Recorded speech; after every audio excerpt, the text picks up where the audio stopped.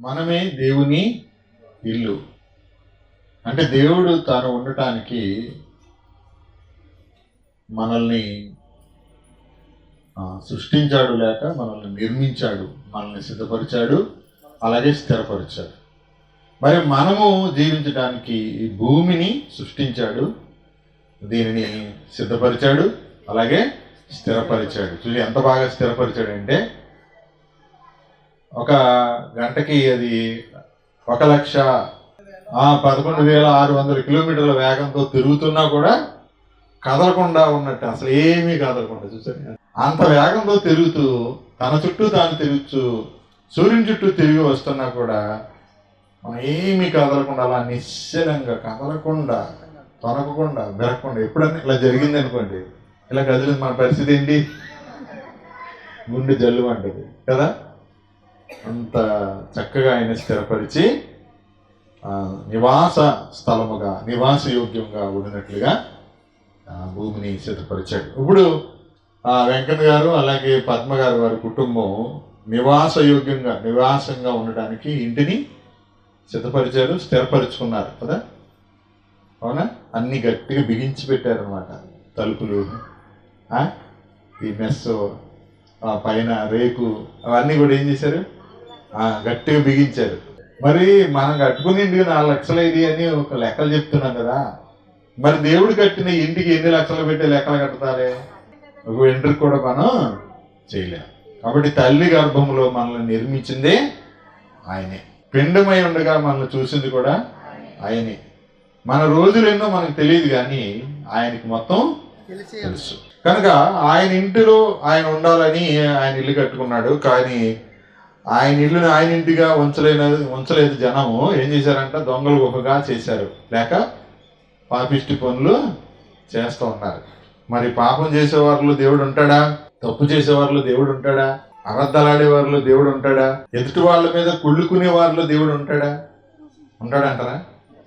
ఉండడని చెప్పేస్తారు, కుళ్ళుకోవడం మానరు. అదే దేవుడు అంటారు, అన్ని అబద్ధాలు ఆడేస్తారు. అన్ని దేవుడి మీద ప్రమాదం. పాపాలన్నీ ఆయన పోయాలి, మనం చేసే పాపాలు మన చేత్తోనే ఉండాలి. తండ్రిని ఆయన అంటే క్షమించేస్తారు, అంతేనా? అన్ని దేవుడి మీదే. దేవుడి పేరుతో మోసాలు, దేవుడి పేరుతో అబద్ధాలు, దేవుడి పేరుతోటే కుట్రలు, కుతంత్రాలు. దేవుణ్ణి ప్రార్థన చేస్తున్నామంటారు, తప్పులు మాత్రం మానట్లేదు. అలాంటి వాళ్ళు దేవుడు నివసిస్తాడా? నివసించడు. అందరూ తెలుసుకోవాల్సిన విషయం ఇది, గమనించాలి. ఇప్పుడు వరకు విన్నది ఒక ఎత్తు అయితే, మరి ఇప్పటి నుంచి వింటున్నదైనా మీరు గమనించాలి. ధైర్యమును నిరీక్షణ వలన ఉత్సాహాన్ని తొదమటుకు చేపడితే మనమే ఆయన ఇల్లు అన్నాడు కదా. ఇప్పుడు అది ఎలా చేపట్టాలి? ఆ ఉత్సాహాన్ని, ఆ ధైర్యాన్ని ఎలా చేపట్టాలి మనం? ఎప్పుడు ఆయన మనలో నివసిస్తాడు. మరి ఇన్ని తప్పులు చేస్తూ ఉంటున్నప్పుడు, ఇంత తప్పుగా నడుచుకుంటున్నప్పుడు, తప్పుడుగా జీవిస్తున్నప్పుడు కూడా దేవుడు నివసిస్తాడా అనేది మనం ఆలోచన చేస్తూ, అసలు దేవుడు ఎప్పుడు మానవ హృదయంలో, మానవ జీవితంలో నివసిస్తాడు లేక భాగమవుతాడు అనే విషయాన్ని మనము యోహాను పత్రికలో నుంచి చదువుకుని ముగించుకుందాము. యోహాను రాసిన మొదటి పత్రికలో 1వ అధ్యాయం 3వ వచనం ఒకసారి చదువుదాం. చూడండి.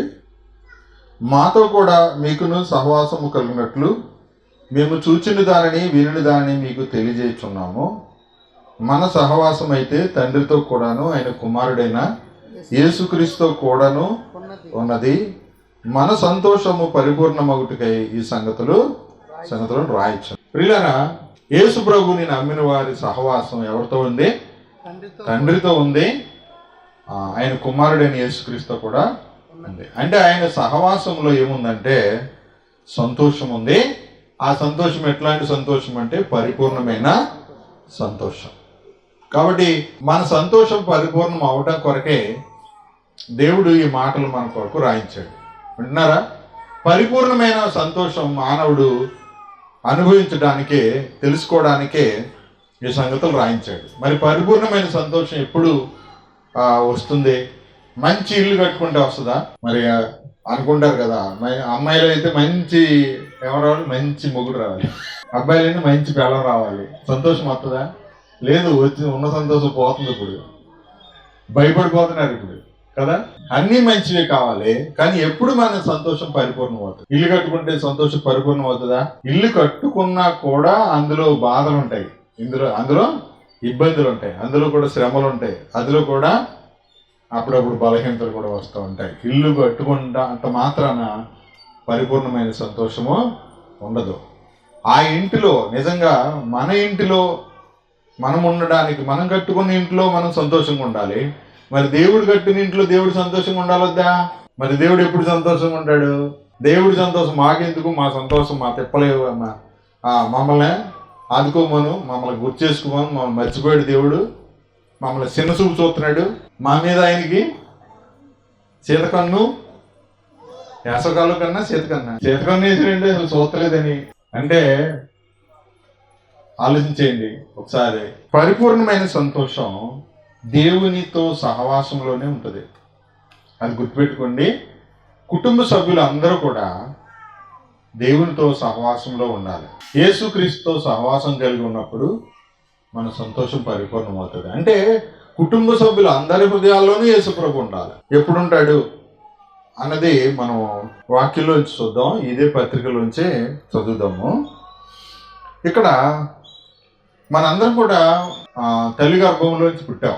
ఈ ఇంటి కూడా ఏమంటే, ఈ ఇల్లు పాతదే, కానీ దానికి పునర్నిర్మించారు. దీన్ని హైట్ చేశారు, ఎత్తు చేశారు, మళ్ళీ ప్లాస్టింగ్ చేశారు, మళ్ళీ దానికి పెయింటింగ్ చేశారు, ఆ గుమ్మాలు కిటికీలు అన్నీ కొత్తవి అమర్చారు, తర్వాత కరెంటు వైరింగ్ అంతా కొత్తగా చేశారు, పైన కప్పు రేక్ వేశారు కదా.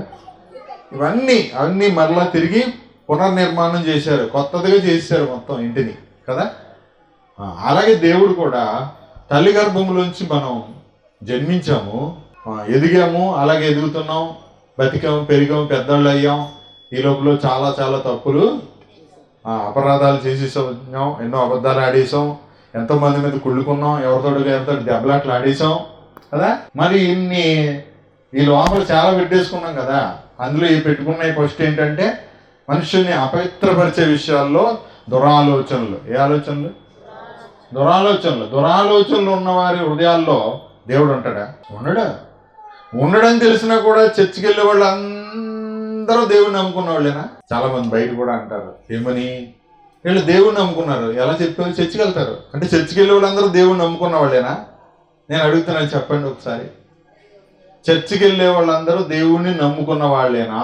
దేవుణ్ణి నమ్ముకున్న వాళ్ళు అబద్ధాలు ఆడతారా? స్టార్టింగ్ ఫస్ట్దే అది. దేవుణ్ణి నమ్ముకున్న వాళ్ళు దురాలోచనలు చేస్తారా? ఎదుటి వాళ్ళ మీద కుళ్ళుకుంటారా? పక్కవారు బాగుపడితే చూడలేకుండా ఉంటారా? దేవుణ్ణి నమ్ముకున్న వాళ్ళు అలా ఉంటారా? లోకం దేవుణ్ణి నమ్ముకున్నారని ఎలా అంటుంది తెలుసా? చర్చికి వెళ్తారు కాబట్టి దేవుణ్ణి నమ్ముకున్నారు అని అంటున్నారు మన ఇరుగు పొరుగు వారు, మన గ్రామస్తులు కదా. వీళ్ళు దేవుణ్ణి నమ్ముకున్నారు అంటే ఏమని చెప్తున్నారు? దేని చూసి చెప్తున్నారు? చర్చికి వెళ్తున్నాం కాబట్టి. ఏంటి ఆవిడ బొట్టు పెట్టుకోలేదని చర్చికి వెళ్తా దేవుడిని నమ్ముకుంది అంటున్నారు కదా. అవునా? బొట్టు తీసేస్తారు కానీ కుళ్ళుబుద్ధులు తీసేస్తారా? కుళ్ళుబుద్ధులు మరి అక్కడి నుంచే తీయాలి. అది తీసిన తర్వాత అప్పుడు బొట్టు తీయాలి. బొట్టు ఎందుకు తీయాలో, ఎందుకు పెట్టుకోవాలో తెలియదు. కుళ్ళుబుద్ధులు మాత్రం మానరు, చాడీలు చెప్పడం మానరు, అబద్ధాలు ఆడడం మానరు. ఎందుకే వాళ్ళ మానకపోతే ఎవరికి చెడ్డ పేరు వస్తుంది? ప్రభువుని నిందిస్తున్నారు. వాళ్ళకి తెలుసు, ఇదిగో మీరు దేవుడిని నమ్ముకున్నారు, అబద్ధం ఆడకూడదు కదా. వాళ్ళకి కూడా తెలుసు, ఎంత బాగా తెలుసు చూసారా. చర్చికి రానోళ్ళకి తెలుసు, దేవుడిని నమ్ముకుని అబద్ధాలు ఆడుతున్నారు ఏంటి అన్నారు. అంటే దేవుడిని నమ్ముకుంటే అబద్ధాలు ఆడకూడదని వాళ్ళకి తెలుసు.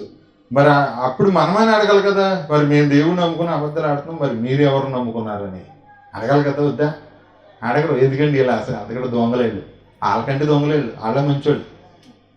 ఎందుకంటే వాళ్ళకి తెలిసిన నిజం వీళ్ళు మర్చిపోయారు. వీళ్ళకి కూడా తెలుసు దేవుడిని నమ్ముకున్నామని, తెలియదు వీళ్ళకి, అయినా అబద్ధాలు ఆడుతున్నారు. అందుకనే అసలు దేవుడు ఎప్పుడు నివాసం ఉంటాడు, ఎప్పుడు దేవుడు మన యందు ఆనందిస్తాడు, ఎప్పుడు మన సంతోషం పరిపూర్ణమవుతుంది, ఎప్పుడు పరిపూర్ణమైన సంతోషం కుటుంబంలో ఉంటుంది అనేది మనం నేర్చుకోవడం చాలా ఉత్తమం. మనం ఎవరితో మాట్లాడినా, మనం ఏం చేసినా కూడా దేవునికి మహిమ రావాలి. మనం అన్నీ కూడా దేవుని మహిమ కొరకు చెయ్యాలి. చివరికి అంటాడు, భోజనం చేసిన పానం చేసిన దేవుని మహిమ కొరకే చేయాలి. సమస్తము క్రైస్తవుడు అంటే ప్రభువుని నమ్మినటువంటి వ్యక్తి, యేసు ప్రభువుని విశ్వసించినటువంటి వ్యక్తి దేవుని మహిమ కొరకు తినాలి, దేవుని మహిమ కొరకు తాగాలంటే ఆలోచన చేయండి ఒక్క నిమిషం. మనం తినేది కూడా ఎదుటి వారిని బాధ పెట్టేటట్టుగా ఉండకూడదు. మనం ఏదైనా త్రాగుతుంటే అది ఎదుటి వారిని ఇబ్బంది పెట్టేటట్టుగా ఉండకూడదని చెప్తున్నాడు. అంత గొప్పగా పొరుగు వాని విషయమై క్షేమాన్ని కోరుకునేది, మేలు కోరుకునేది క్రైస్తవ్యం. పొరుగువాని కీడు కోరేది మతం అండి. పొరుగువారు ఎవరు అని ఆలోచన చేయకుండా మనిషిని మనిషిగా ప్రేమించేదే క్రీస్తు ప్రేమ, దేవుని ప్రేమ. మనుషులను మనుషుగా ప్రేమిద్దాం, క్రీస్తు ప్రేమను ఈ లోకానికి చాటదాం. అలా చాటడమే ప్రభుని నమ్ముకోవడం, దేవుని ఎరగటం అనే విషయాన్ని ఈ వాక్యంలో మనం చూస్తాం. చూడండి ఒకసారి 2వ అధ్యాయము 29వ వచనం చదువుదాం. ఆయన నీతిమంతుడని మీరు ఎరిగి ఉన్న ఎడలా. దేవుడు ఏమని ఎరగాలంటే మనుషుడు ఆయన నీతిమంతుడు అని ఎరగాలి.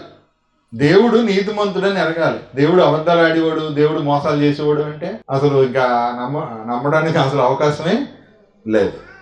ముందు మనం ఏమి ఎరగాలంటే దేవుడు నీతిమంతుడని ఎరిగి ఉన్న ఎడల నీతిని జరిగించు ప్రతివాడును దేవుని మూలముగా పుట్టి ఉన్నాడని ఎరుగుదుము అన్నాడు. నీతిని జరిగించేవాడు మాత్రమే దేవుని మూలంగా పుట్టి ఉన్నాడు అని చెప్తున్నాడు. గమనించాలి. అంటే నేను ఇందా చెప్పాను, తల్లి గర్భంలో పుట్టాం, ఇప్పుడు నీతిని జరిగిస్తూ దేవుని మూలంగా పుట్టిన వారంగా ఇప్పుడు మనం దేవుని పిల్లలు. ఇందాక చెప్పాం కదా, ఇందాక సేవకులు చెప్పారు, దేవుడు ఏమన్నాడు, మనలో నివసించి సంచరిస్తూ మనల్ని ఏమన్నాడు, కుమారులు కుమార్తెలు అంటున్నాడు. అంటే దేవుని కుమారులు కుమార్తెలు ఎలా ఉంటారు ఏమంటే నీతిని జరిగిస్తారు. ఏం జరిగిస్తారు? నీతిని జరిగించడం అంటే అబద్ధాలు ఆడటమా, ఎదుటి వాళ్ళ మీద కుళ్ళుకోవడమా, ఎవరు వాళ్ళు బాగుంటే చూడలేకపోవడమా? లేదండి, అందరూ బాగుండాలి కదా. అందరూ మనుషులు అందరూ బాగుండాలి. మన గ్రామస్తులు అందరూ బాగుండాలి. అవునా? చెడ్డవాళ్ళేంటి, చెడ్డవాళ్ళు కూడా బాగుండాలి. అవునా? చెడ్డవాడు నాశనం అయిపోవాలని కోరుకుంటారు మీరు ఎప్పుడైనా? దేవుడు అట్లాంటి వాడు కాదు. మంచి వారి మీద చెడ్డవారి మీద ఆయన సూర్యుని ఉదయింపజేస్తున్నాడు, అందరికి మీద వర్షం కురిపిస్తున్నాడు, అందరికీ ఆహారం ఇస్తున్నాడు, అందరినీ ఉల్లాసంతో వారి హృదయాల్ని నింపుతున్నాడు. అందుకనే తాగిపోతాడు కూడా తూలుతూ భూమి మీద తిరుగుతున్నాడు. అంటే దేవుడు జాలి పడుతుంటే వాడేమో తూగుతున్నాడు. కనుక ఇక్కడ చూడండి, నీతిమంతుడు మొదట దేవుని ఏమని అడగాలి? ఆయన నీతిమంతుడని ఎరిగిన వాడు నీతిని జరిగిస్తాడు, వాడు దేవుని మూలంగా పుట్టినవాడు అని చెప్తున్నాడు. అండి. రెండవది 3వ అధ్యాయము 9వ వచనం చదువుదాం. దేవుని మూలముగా పుట్టిన ప్రతివానిలో అన్నాడు. నీతిని జరిగించేవాడు దేవుని మూలంగా పుట్టాడు అని చెప్తూ, దేవుని మూలంగా పుట్టిన వారిలో ఏముంటది? ఆయన బీజము నిలుచును కనుక వాడు పాపము చేయడు అన్నాడు. అంటే దేవుని మూలంగా పుట్టిన వాడు నీతిని జరిగిస్తాడు, నీతిని జరిగించేవాడు దేవుని మూలంగా పుట్టాడు, వాడు దేవుని మూలంగా పుట్టినవాడు కాబట్టి వాళ్ళు ఏముంటుందని చెప్తున్నాడు?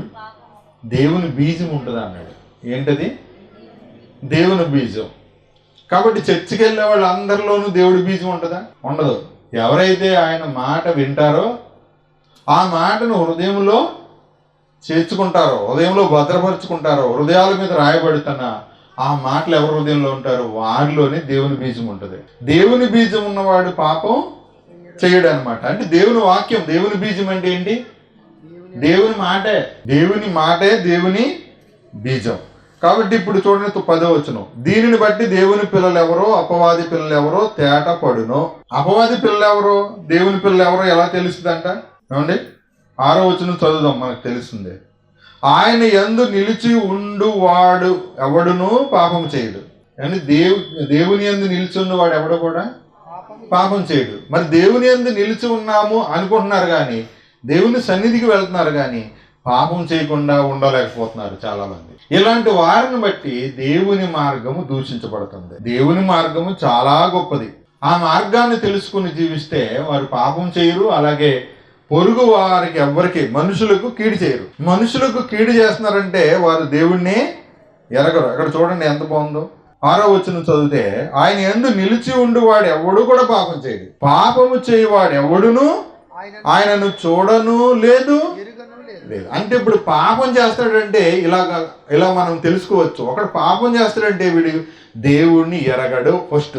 రెండు, దేవుణ్ణి అతడు చూడలేదు. దేవుణ్ణి ఎరగని వాడు, దేవుణ్ణి చూడలేని వాడు పాపం చేస్తాడు. ఏమండి, ఆయన ఎందుకు నిల్చున్నవాడు పాపం చేయడు. ఆయన మనం ఎరగాలి. 7వ వచనం చూసినప్పుడు అన్నాడు, చిన్నపిల్లలారా ఎవరిని మిమ్మును మోసపరచనీయకుడి. ఆయన నీతిమంతుడై ఉన్నట్టు నీతిని జరిగించు ప్రతివాడును నీతిమంతుడు అన్నాడు. ఇప్పుడు దేవుడు నీతిమంతుడు. దేవుడిని నమ్ముకున్నవాడు కూడా ఎలా ఉండాలి? నీతిని జరిగించాలి. నీతిని జరిగించడం అంటే ఏంటి?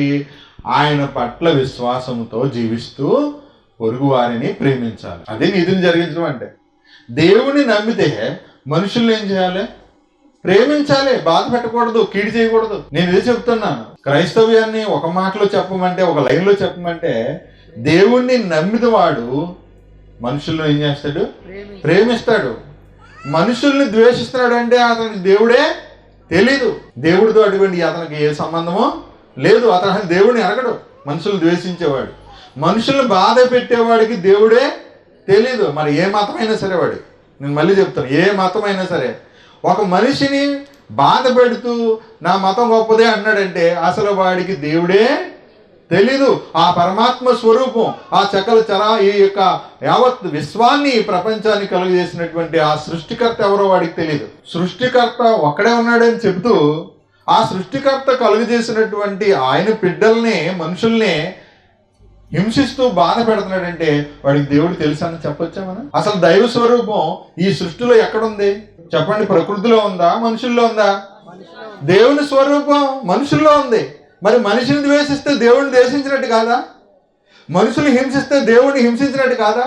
మనుషులను బాధ పెడితే దేవుడిని బాధ పెట్టినట్టు కాదా? భార్యను బాధ పెడుతున్నారు, భర్తను బాధ పెడుతున్నారు, తల్లిదండ్రులను బాధ పెడుతున్నారు, పిల్లలను బాధ పెడుతున్నారు, అత్తా కోడల్ని ఒకరినొకరు బాధ పెట్టుకుంటూ కుట్రలతో, కుతంత్రాలతో, చింతతో, చీకులతో, గొడవలతో సంసారాలని, ఎంత మంచి ఇల్లు కట్టుకున్న గొడవలే, ఎంత మంచి గొప్పగా ఏసీలు, ప్రతి రూమ్కి ఏసీ, హాల్లో కూడా ఏసీ ఉంటుంది, కానీ కోర్టుల చుట్టూ తిరుగుతాం. గుడిసెలో ఉన్నా పర్లేదు, ఇలాంటి జాన్ చెట్టు కింద ఉన్నా పర్లేదు. దేవుణ్ణి స్తుతిస్తూ పరిపూర్ణమైన సంతోషంతో ఒకరినొకరు ప్రేమిస్తూ ఉన్నప్పుడు, ఒకరితో ఒకరు దేవునితో అందరూ కలిపి సహవాసం చేస్తున్నప్పుడు చాలా ఆనందంగా ఉంటుంది కదండి. అండ్ ప్రేమించి, క్షమించి, ఒకరినొకరు అర్థం చేసుకున్నప్పుడు ఉన్న ఆనందం అండి బిర్యానీ తినేసి కొట్టుకుంటే ఉంటుందా? మందు తాగేసి ఆడిపిల్లం గురించి, ఈడిపిల్లం గురించి మాట్లాడుకుంటే ఆ తాగేది దిగిపోయే వరకు వాగుతాడు కదా. ఏమో బాగుంది, ఇలాగ ఆనందిస్తున్నారు, దుర్నీతిలో ఆనందిస్తున్నారు, నీతిని బట్టి ఆనందించట్లేదు, ప్రేమించట్లో ఆనందించట్లేదు. కాబట్టి చాలా ఈ బైబిల్ చివరికి వచ్చేటప్పటికి అసలు నిజంగా దేవుడిని ఎరగిన వాడెవడు, దేవుణ్ణి ఎరగని వాడెవడో తేటగా చెప్పేస్తున్నాడు. దేవుని మూలంగా పుట్టినవాడు నీతిని జరిగిస్తాడు, నీతిని జరిగించేవాడు పాపము చెయ్యడు. చూడండి, అసలు ఎవడు పాపం చెప్తున్నాడు? 8వ వచనం చూడండి. అపవాది మొదటి నుండి పాపము చేయుచున్నాడు కనుక పాపము చేయవాడు అపవాది సంబంధి. అంతే, అయిపోయింది. ఇంకా స్టేట్మెంట్, ఇంకా దీనికి ఇంక తిరిగే లేదు. ఎలా చెప్పాడు? అపవాది అనేవాడు ఎప్పటి నుంచి పాపం చేస్తున్నాడు? సృష్టి ఆది నుండి వాడు పాపం చేస్తూనే ఉన్నాడు. కాబట్టి పాపం చేసేవాడు ఇప్పుడు ఎవరి సంబంధి? అపవాది సంబంధి. ఇప్పుడు చర్చకు వచ్చి పాపం చేశాడు, దేవుడి సంబంధ, అపవాది సంబంధ? ఇంక మళ్ళీ దానికి ఆర్గ్యుమెంట్స్ లేవు. ఇంకా చేసింది పాపమా పుణ్యమా అంతే తేలటమే కావాలి. ఇప్పుడు పాపమో పుణ్యమో లేకపోతే పాపమో సత్కార్యమో ఎవరికి తెలుస్తుంది? ఫస్ట్ చేసేవాడికా చూసేవాడికా? చేసేవాడికి తెలుస్తుంది. మరి పాపం చేసేవాడు అపవాది సంబంధి అని అన్నప్పుడు ఈ పాపం చేయడానికి ఏ మతముడు పాపం చేయడు? ఏ మతంకి, ఏ దేవుడు పూజించేవాడు పాపం చేయట్లేదు? నేను ఇలా చెప్తాను, ఏ దేవుణ్ణి పూజించేవాడైనా పాపం చేస్తున్నాడంటే వాడు దేవుణ్ణి ఎరగలేదని అర్థం. ఎవరైతే పాపం చేయకుండా ఉంటున్నారో వాళ్ళే దేవుణ్ణి ఎరిగిన వారుగా ఉంటారు. దేవుని ఎరిగినవాడు, దేవుని మూలంగా పుట్టినవాడు, నీతిని జరిగించేవాడు మాత్రమే పాపం చేయకుండా ఉంటాడు. వాడు మాత్రమే దేవుణ్ణి ఎరిగినవాడు. కాబట్టి చర్చికి వెళ్ళేవాడా, ఇంకొక చోటకి వెళ్ళేవాడా, ఇంకో చోటకి వెళ్ళేవాడా, ఇంకొక ధర్మమా, ఆ ధర్మం ఈ ధర్మం అనుకుంటే, ఏ ధర్మమైనా పొరుగు వాణిని బాధ పెట్టేవాడు, హింసించేవాడు, కష్టపెట్టేవాడు, కీడు చేసేవాడు అపవాది సంబంధి. పాపం చేసేవాడు అపవాది సంబంధి. అంతే, పాపం చేసేవాడు దుష్టుని సంబంధి. వాడి మొదటి నుండి వాడి యొక్క లక్షణం ఏంటి? పాపం చేయటం. వాడికి ఇంకో పేరు ఉంది, అబద్ధికుడు. అబద్ధమునకు జనకుడు. ఇప్పుడు అబద్ధాలు వాడు ఎవడ బిడ్డ? చర్చికి వెళ్ళేవాడు అందరు దేవుని బిడ్డ.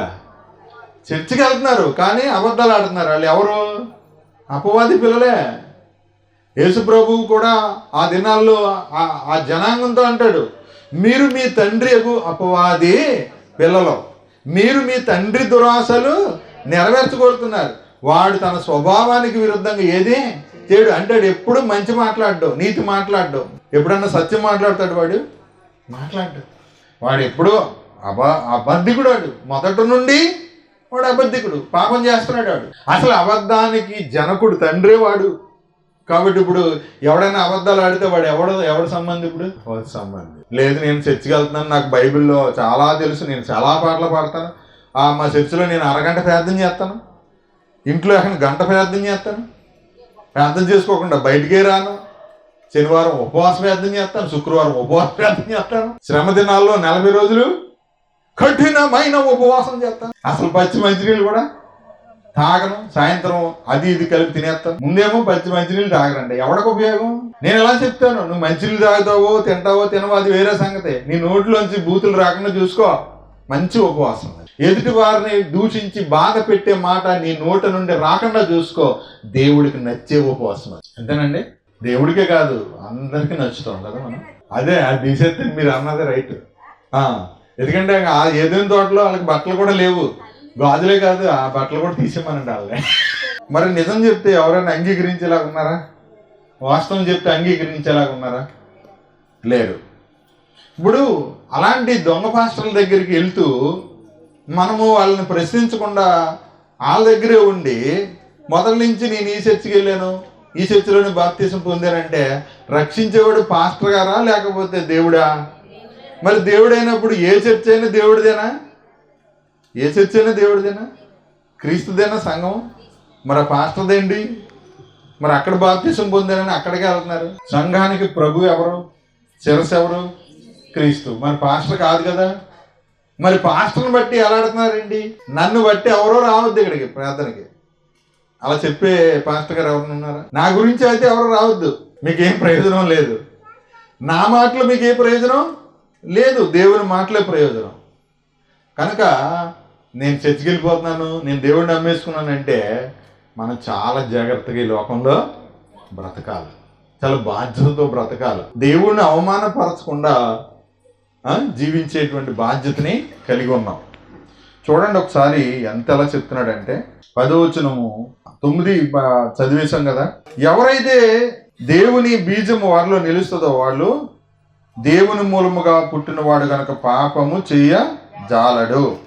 దీనిని బట్టి దేవుని పిల్లలు ఎవరో అపవాది పిల్లలు ఎవరో తేటపడును.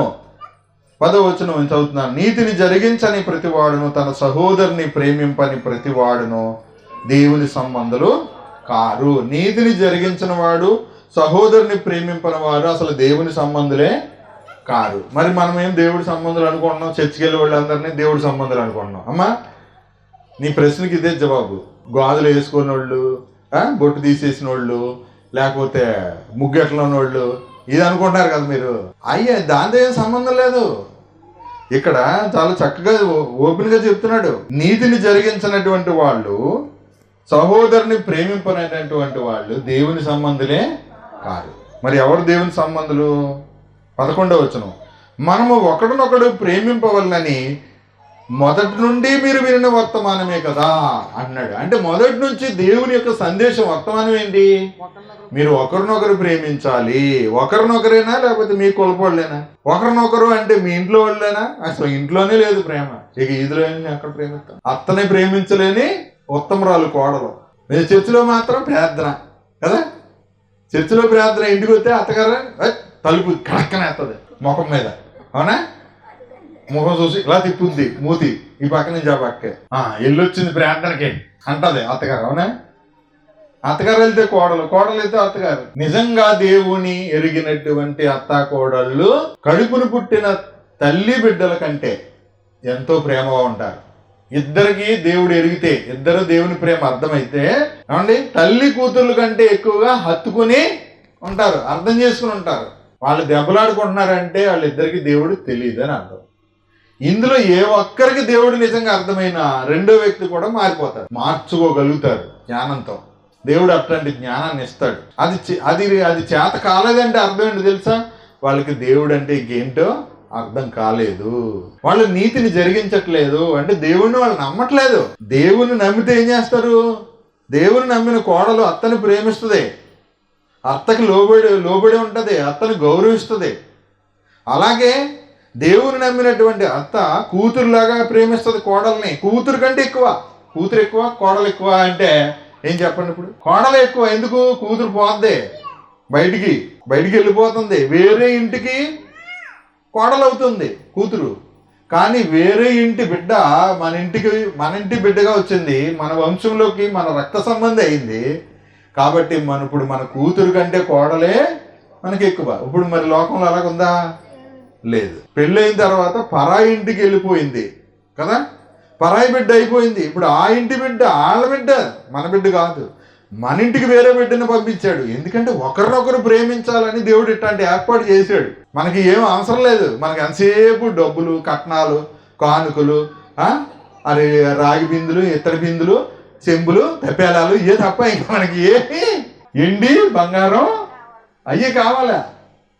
మనకి మనుషులు అవసరం లేదు. మనుషులు అవసరమా?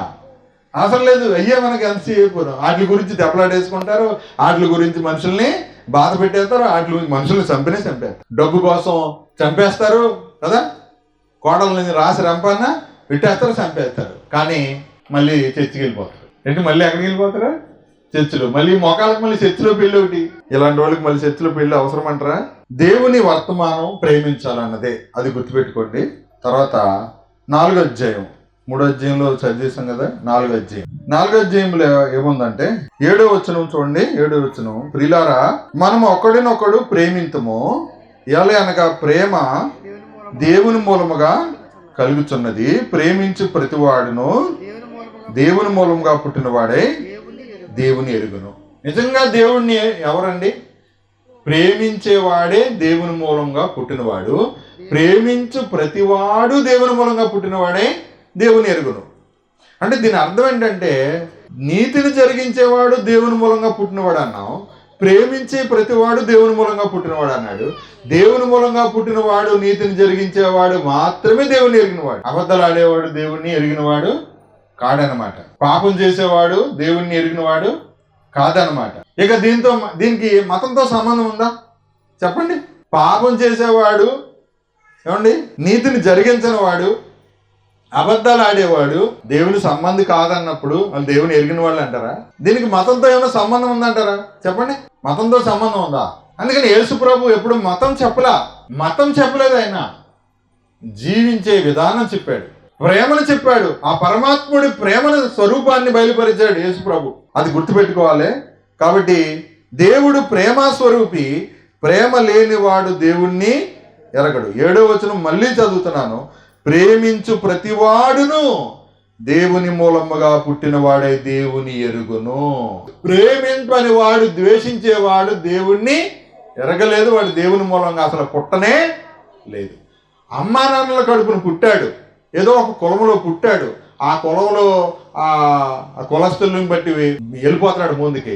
తర్వాత మళ్ళీ ఒక మతంలో పుట్టాడు, అంటే అమ్మా నాన్నలు ఏదో మతంలో ఉన్నారు, ఆ మతం సాంప్రదాయాల ప్రకారంగా వెళ్ళిపోతున్నప్పుడు కొన్ని ప్రశ్నలు ఎదురవుతాయి ప్రతి మనిషికి. ఆలోచన చేయాలి, అసలు దేవుడు, నేను పూజించే దేవుడు దేవుడా కాదా? నేను పూజించేవాడు నా సృష్టికర్త కాదా? నేను పూజించేవాడు నన్ను మార్చేవాడా కాదా? నన్ను సరిదిద్దేవాడా కాదా?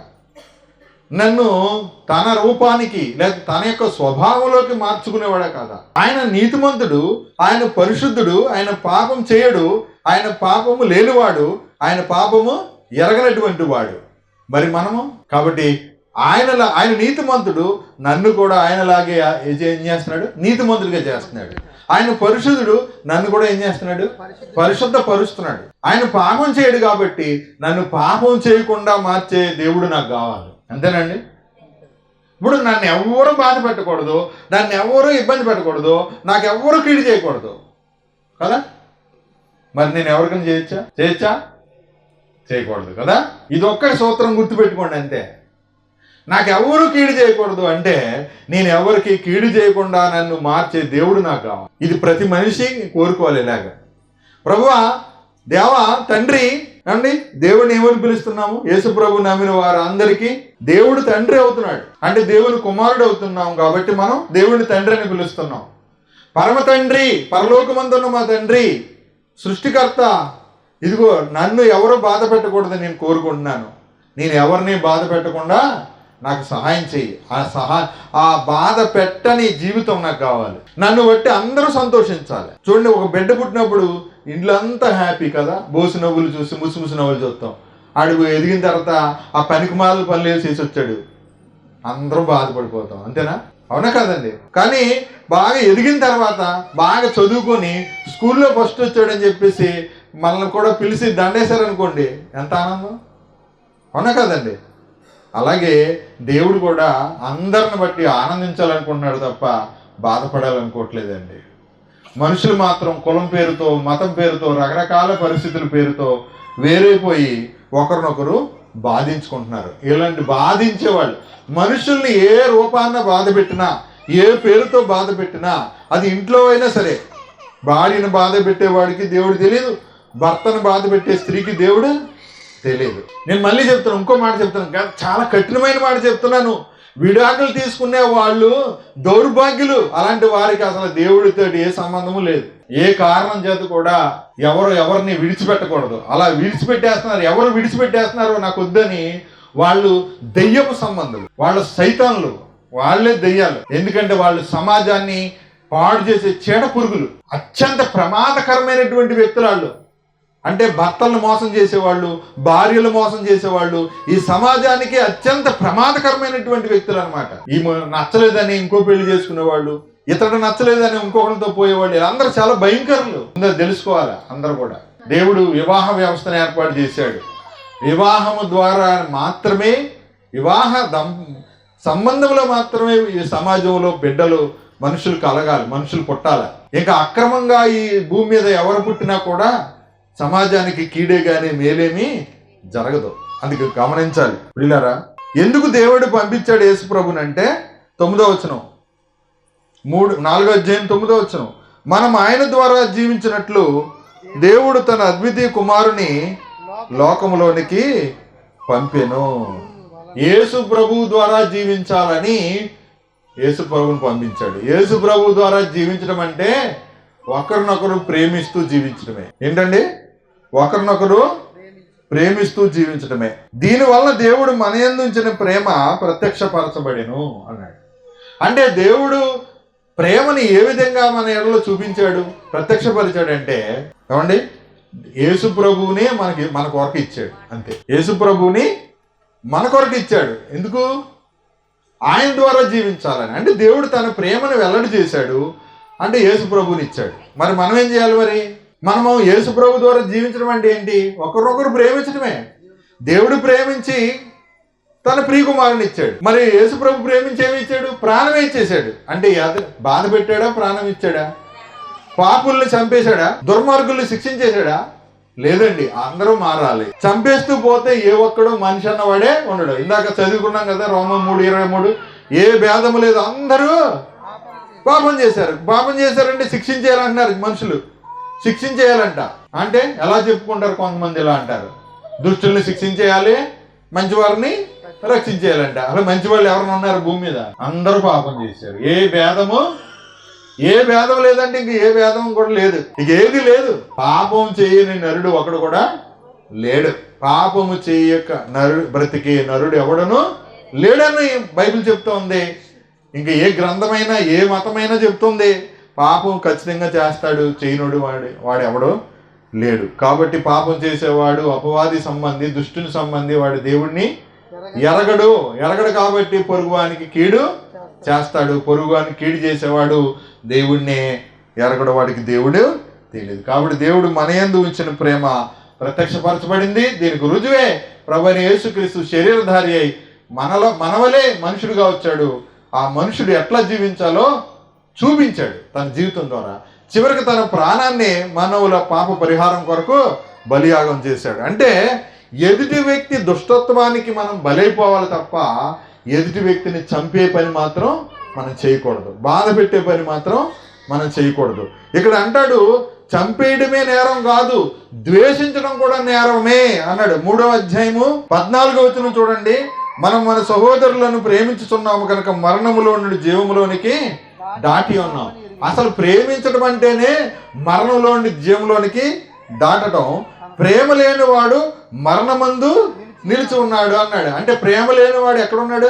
చావులో ఉన్నాడట, మరణంలో ఉన్నాడంట. ఇంకా దీనికి వాదోపవాదాలు ఏమీ లేవు, చర్చలు ఏమి లేవు. ఇక ఏదేదో బైబిల్లో 66 పుస్తకాలు చెప్పేస్తానంటే ఏం కుదరదు. ఇక్కడి నుంచి ఇంక కదలడానికి ఉండదు. అటుగాని ఇటుగాని రైట్కి ముందుకి వెనక్కి ఏం లేదు. ఏమండి 15వ వచనం, తన సహోదరుని ద్వేషించువాడు నరహంతకుడు అన్నాడు. అంటే ఏంటండి? ద్వేషించడం నరహత్యతో సమానం అని చెప్తున్నాడు. చంపేక్కర్లేదు, చచ్చిపోవాలని మనసులో అనుకున్నా చంపేసినట్టే. అంటే ఆలోచించండి, దేవుడు హృదయంలోనే మార్పు కోరుతున్నాడు తప్ప పైవేషం కాదు. అమ్మ ముగ్గు పెట్టినా నష్టం లేదు, ముగ్గు పెట్టకపోయినా నష్టం లేదు. శుభ్రంగా తుడిచి నీళ్లు చల్లి ముగ్గు పెట్టుకుంటే గుమ్మం అందంగా ఉంటుంది.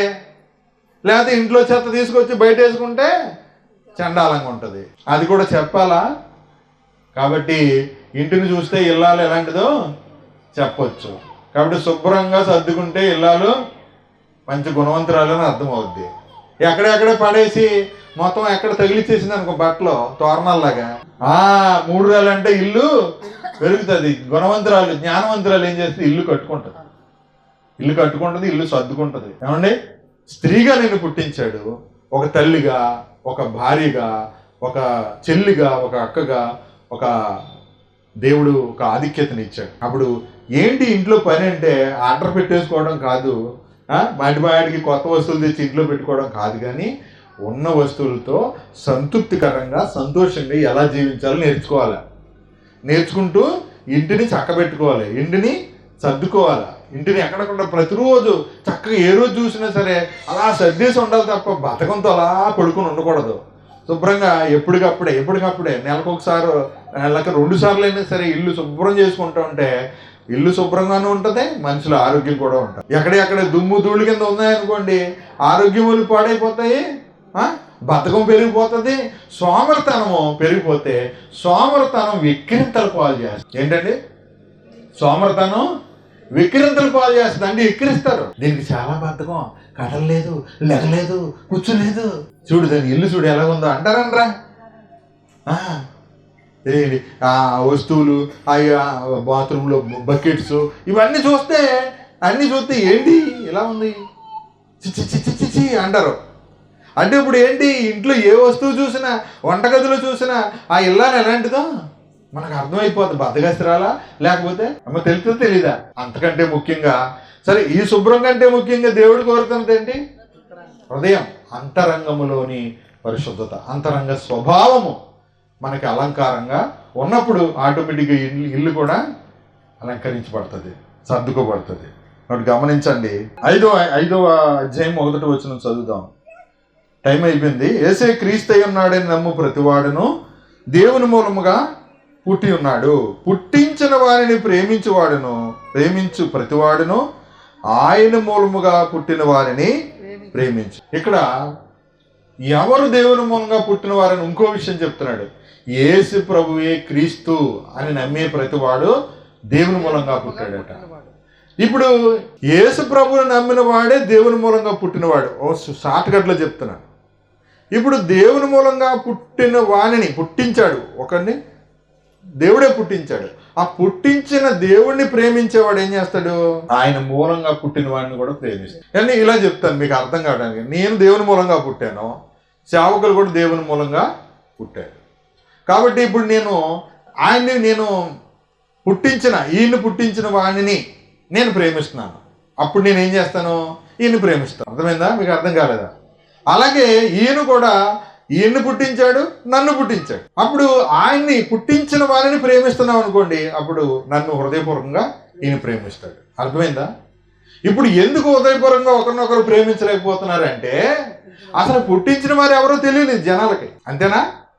కన్ఫ్యూజన్. ఇప్పుడు మా దేవుడు పుట్టించాడు ఒకడో, ఇంకొకడు ఏమన్నాడు, మా దేవుడే సృష్టికర్తను ఇంకొకడు. అలా ఉంటారు అసలు అలాగా? కనీసం మన అందరూ పీల్చే గాలి ఆక్సిజన్ ఒకటే, ప్రాణవాయువు అందరికీ ఒకటే, అన్ని మతాల వారికి. అవునా? అందరికీ సూర్యుడు ఒకడే. ఏ దేశానికైనా ఇద్దరు సూర్యుడు ఎక్కడైనా ఉన్నారా? లేరు. ఏ దేశంలోనైనా సరే మనుషులకి సూర్యుడు ఒకడే. అంటే ఇప్పుడు మనుషులందరూ సృష్టికర్త ఒకడే కదా? అవునా కదండి? ఏ దేశంలో అయినా వాళ్ళు పీల్చే గాలి ఏంటి? ఆక్సిజన్ని. అందరూ తాగేది నీళ్ళే కదా, మంచినీళ్ళే కదా. ఒకవేళ అక్కడ తాగే అలవాట్లు వేరువేరుగా ఉండొచ్చు, కానీ గాలి, నీరు, ఆహారం వేరువేరుగా ఉండొచ్చు. కానీ ఆహారం అందరూ తింటున్నారా లేకపోతే కొంతమంది తినరంటారా? అందరూ తినాలి కదా. ఆహారం ఏదన్నది వదిలేండి, ఆహారం అందరికీ కావద్దా? మరి అందరూ తింటున్నప్పుడు మరి ఎందుకు? కానీ దేవుడి విషయంలో వాదించే వాళ్ళకి దేవుడు తెలియదని అర్థం చేసుకోవాలి. మొదట అసలు దేవుడి పేరుతో మనుషుల్ని దూషించడం కానీ ద్వేషించడం కానీ చేస్తున్నారంటే వాళ్ళు నరహత్య చేస్తున్నారు. యేసుప్రభు కూడా చెప్పాడు, ఇదిగో మనుషుల్ని చంపేవాడు కూడా నేను దేవుడికి సేవ చేస్తున్నానని కాలం వస్తుంది జాగ్రత్త అని చెప్పాడు. ఏంటండి? మనుషుల్ని ఏం చేస్తున్నాడు? చంపేవాడు కూడా ఎందుకు చంపుతున్నాడంట? దేవుడి కోసం. అంటే దేవుడి కోసం మనుషులు చంపుతారా? అంటే దేవుడి కోసం మనుషులు చంపుతున్నాడని ఇప్పుడు ఏం చేస్తున్నానని చెప్తున్నాడు, నేను దేవుడి సేవ చేస్తున్నాను. యేసుప్రభు అలాంటి మతాన్ని స్థాపించడానికి వచ్చాడా భూమి మీద? చెప్పండి. కాదండి. ఒకరినొకరు ప్రేమించాలని, ఆ ప్రేమను ప్రాణం పెట్టి చూపించాడు. ఎవడు ప్రాణం తీయలేదు. కాబట్టి క్రైస్తవుడు అంటే ఎవరు ప్రాణం తీసేవాడు కాదు, ఎవరిని బాధ పెట్టేవాడు కాదు, అందరినీ ప్రేమించేవాడు. నేను బయట వాళ్ళకి అన్యులు కూడా చెప్తున్నాను, బయట వాళ్ళు ఎవరైనా వింటుంటే వాళ్ళకు కూడా చెప్తున్నాను. ఎవరైనా ఒక వ్యక్తిని ద్వేషిస్తున్నారు, చర్చికి వెళ్తూ ద్వేషిస్తున్నారు అనుకోండి, వాళ్ళు మీరు ప్రశ్నించండి ఇలాగా, ఏమని? నువ్వు చర్చికి వెళ్తున్నావు కదా, ఎందుకు ద్వేషిస్తున్నావు, ఎందుకు దెబ్బలాడుతున్నావు అని. ఒకవేళ అప్పుడు కూడా నోరు మూయలేదనుకో, నువ్వు నోరు మూయకపోతే మళ్ళీ ఆదివారం పాస్టర్ గారు వస్తారా ఆయన అడుగుతానని చెప్పు. ఎప్పుడైతే అలా అడుగుతారో అప్పుడే వాళ్ళు నిజంగా దేవుణ్ణి ఎరుగుతారు, నమ్ముకుంటారు, సరిదిద్దుకుంటారు. లేదంటే దొంగ పాస్టర్ అయితే ఏమనలే.